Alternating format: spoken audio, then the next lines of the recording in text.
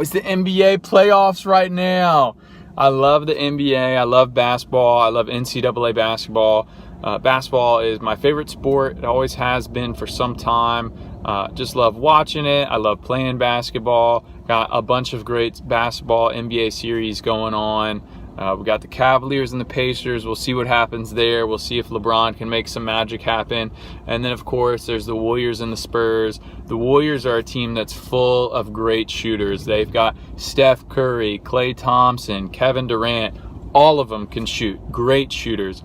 What's interesting about shooters is that the best shooters shoot.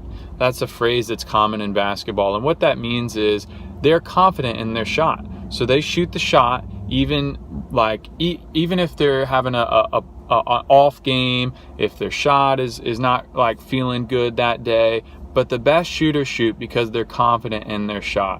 When the ball is released from their hand, because they are so good, because they've practiced so many times, because their follow through is good, they're able to make the shot.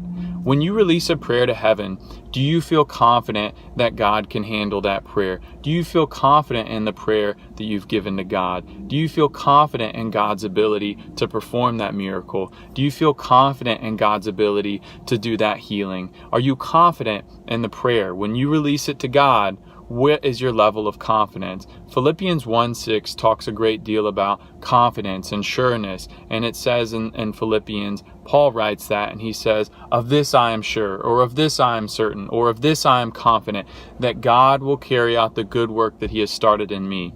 When you release a prayer to heaven, remember that God is faithful and just to complete the good work that he started in you. But here's some other things about a basketball shot. A basketball shot, a big part of it is your follow through. So at the very top of the shot, when you release and your arm is fully extended, that's called the follow through after the shot. Some people struggle with their shot because they short arm it and they don't have a good follow through. Before they release the ball, they bring their arm back. And do we do that with our prayers? Before we release our prayers to heaven, do we pull our arm back? Do we not fully extend? Is our follow through poor?